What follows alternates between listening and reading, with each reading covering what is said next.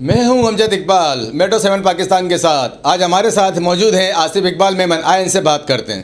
السلام علیکم. میں محمد آصف اقبال میمن مسلم لیگ فنکشنل رابطہ کمیٹی زون کا ممبر، اور میری عوام سے اپیل ہے جو 15 تاریخ کو کراچی پریس کلب پہ احتجاجی مظاہرہ کیا جا رہا ہے اس میں بھرپور تعداد میں شرکت کر کے یہ ثابت کرے جو پیپلز پارٹی نے اپنا وڈیرانہ جاگیردارانہ نظام مسلط کرنے کی کوشش کی ہے بلدیاتی نظام کے حوالے سے، اس کو ہم بھرپور الفاظ میں نامنظور نامنظور نامنظور.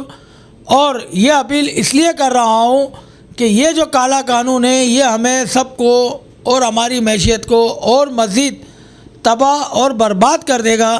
اس وقت کراچی کے اندر جو ہمارا بدحال نظام ہے وہ آپ سب کی نظروں سے کوئی چھپا ڈھکا نہیں ہے.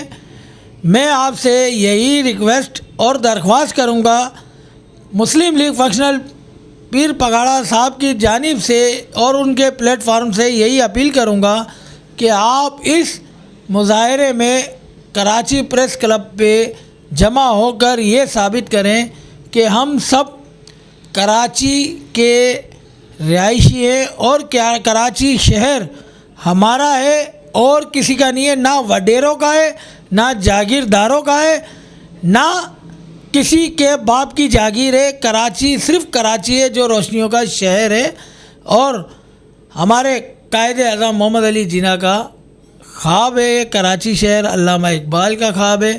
اس کو تباہ اور برباد ہونے سے بچائیں.